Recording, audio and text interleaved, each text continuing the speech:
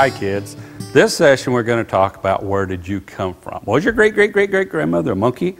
Or was she? Well, let's look into this idea. First of all, I want you guys to imagine that you are wearing a pair of glasses with the lens that are red in color. When you look out in the world, what color are you going to see? Red, that's right. What if those glasses are green in color? What color are you going to see?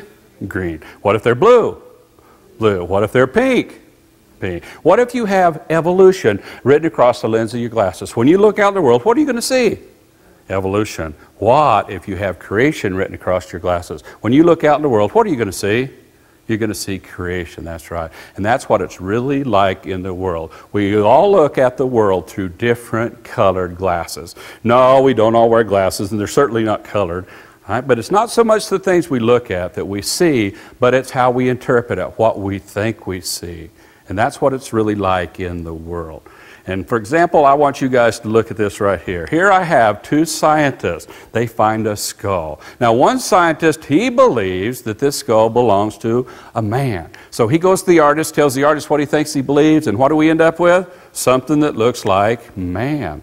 Now another artist, so he has a different pair of glasses. He sees a little bit different. He says, no, I think what we found is half man, half ape. So he goes to the artist, and what do we end up with? Half man, half ape. See, it wasn't the evidence, guys. It wasn't the proof. It's what they thought they saw, the different colored glasses, and we all wear them. It's not what we see in the world, but how we interpret what we see.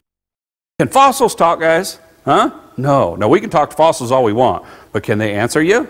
What can they really tell you? Can a fossil tell you whether you have smooth skin or hairy skin? Can a fossil tell you that? Can a fossil tell you whether you have short hair, curly hair, or long stringy hair? Can a fossil tell you that? Can a fossil tell you skin color?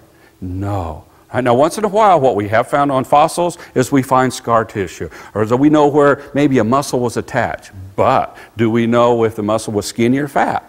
No. So whenever we start adding flesh to fossils, we have to remember something. We don't know that that's what that individual actually looked like, do we?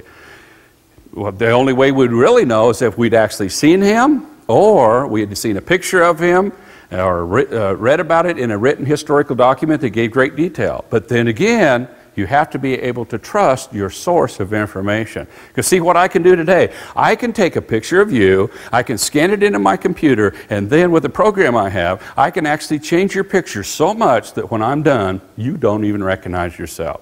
So you have to also be able to trust your source of information. That's why I always like to go to my Bible, God's Word, because I know that I can trust it. So we begin with our Bible, then see what science says. I used to do it different. I used to look at science and try to interpret my Bible, but I found out that is not the right way. Always go to the source of truth first. Go to God's Word, and then interpret what you see in the world out there. That's the best way, I believe, okay?